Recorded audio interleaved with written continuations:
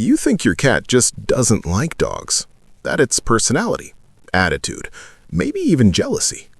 But what if that's not true at all? What if your cat didn't start out hating your dog, but learned to? Because in most homes, cats and dogs don't fail because they're incompatible. They fail because of a few small mistakes repeated every single day. And here's the part most people don't realize. By the time your cat starts avoiding your dog or reacting aggressively, the damage has already been building for weeks. So what exactly are those mistakes? And which one are you making right now without even noticing? Let's start with the one that quietly shapes everything that comes after. 1. You force the relationship too early. When you first bring a cat and dog together, what do? You put them in the same room. You watch closely. You hope they figure it out. But have you ever stopped to ask, what does that moment feel like to your cat? To your dog, it's exciting, new friend, something to explore. But to your cat, it's unpredictable. And in the animal world, unpredictable means unsafe. Cats are neophobic by nature, biologically wired to be cautious around anything unfamiliar, especially other animals. Researcher Bradshaw, one of the leading experts on feline behavior, has noted that cats lack a social framework dogs use to greet strangers. They don't have a protocol for nice to meet you.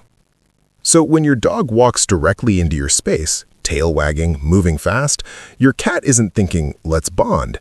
They're thinking, do I need to defend myself? And here's where it becomes permanent.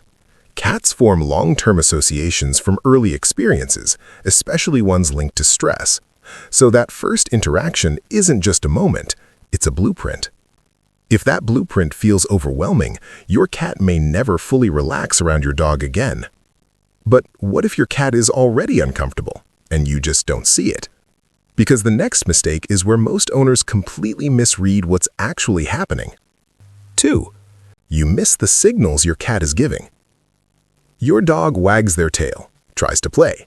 Your cat sits still, quiet, watching. So you assume everything is fine. But is it? Or is your cat trying to tell you something you're not picking up? Because cats don't communicate discomfort the way dogs do. They don't bark, they don't whine. They whisper it through their body. A slow flick of the tail, ears rotating slightly backward, pupils dilating just a fraction wider than normal. These aren't random movements, they're distress signals. A 2019 study published in Animal Welfare found that even trained veterinary professionals frequently misidentified signs of feline stress. If experts miss it, most owners don't stand a chance. So when your cat looks calm, they might be holding tension, waiting, assessing. And here's where it gets dangerous. When those signals are ignored over and over again, your cat learns something. That you're not going to step in, that your boundaries won't be respected. And once that happens, they stop warning and start reacting. That sudden hiss, that swipe that seemed to come from nowhere, wasn't sudden at all. It was the moment your cat decided, I have to handle this myself. Now here's where it gets more subtle, because even if your cat isn't reacting visibly, you might be doing something that slowly shifts the balance in your home. 3. You accidentally change the social hierarchy. Let me paint a picture. Your cat is lying on the couch, relaxed, settled. Your dog walks into the room, and without thinking, you react to the dog. You say their name, you pet them, you adjust your body toward them. Seems harmless, but what just happened from your cat's perspective? They were settled. The room was stable. Then your dog entered and the entire social energy shifted away from them. Now this isn't about jealousy. Cats don't process emotion that way. It's about something more fundamental. Environmental predictability. Research from the University of Lincoln's Animal Behavior Clinic has shown that cats are acutely sensitive to disruptions in their social environment. They don't compete for attention the way dogs do. Instead, they monitor who controls the energy of a space. When your dog's arrival consistently redirects your behavior, your cat begins to register that room as unstable. And cats don't fight instability. They withdraw from it.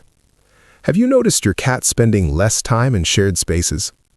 That's not coincidence. That's a decision. And once they start retreating, bringing them back gets harder every day. But the next mistake runs even deeper, because this one isn't about what you do. It's about a barrier that exists between your pets that neither of them can fix alone. 4. You expect them to speak the same language. Here's something that might change how you see every interaction between your cat and your dog. They don't just have different personalities, they have completely different communication systems. Your dog wags their tail, moves closer, makes direct eye contact. In dog language, that's friendly. In cat language, direct approach, fast movement, and sustained eye contact is pressure, sometimes even a threat. Now your cat flicks their tail, turns their head, freezes. That's not disinterest, that's a boundary. But your dog doesn't read it that way, so they try harder, move closer, push in.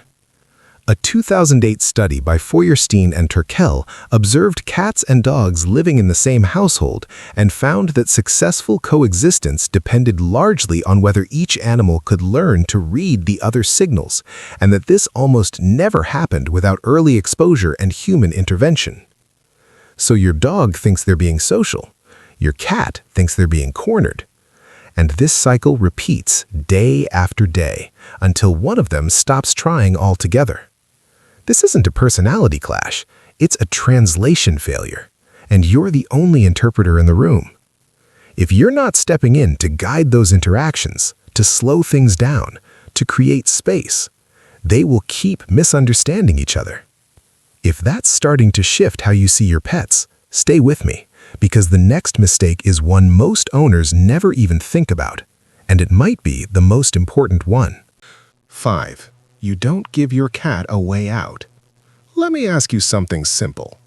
Right now, in your home, where can your cat go that your dog absolutely cannot follow? Not under the bed, not behind furniture, somewhere elevated, secure, theirs. If you can't answer that clearly, your cat is living with a level of tension you're not seeing. Cats don't just need space, they need ownership of space.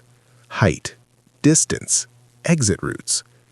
Environmental enrichment research, including guidelines published by the American Association of Feline Practitioners, consistently shows that access to vertical territory significantly reduces stress in multi-pet homes.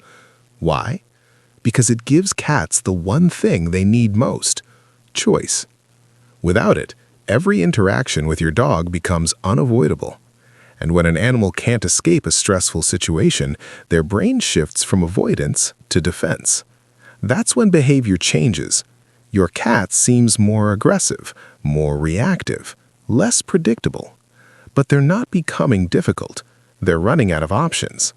And once a cat feels trapped in their own home, it's no longer about liking your dog. It's about survival. Now here's the final mistake, and it's the one that convinces most owners everything is fine when it isn't.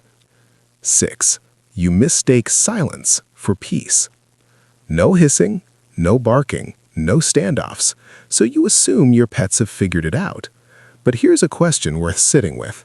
Have they bonded, or have they just learned to avoid each other? Because not all conflict is loud. Some of it is silent, careful, almost invisible.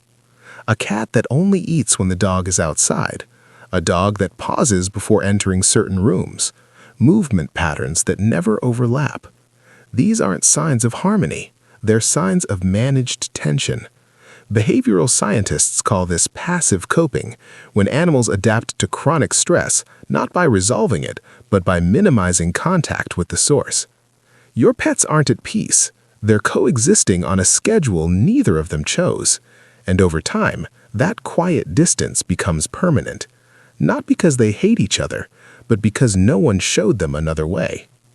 So if your cat seems distant from your dog, if your dog feels like they're trying but getting nowhere, it's not random, it's not personality, it's not bad luck. It's a pattern, a series of small moments that either build trust or slowly take it away. The good news? every single one of these mistakes can be reversed. Not instantly, but intentionally. Give your cat control. Help your dog slow down. And start reading the signals that were always there. Because when you get it right, something shifts. They don't just tolerate each other. They begin to understand each other. And that's when the relationship actually starts.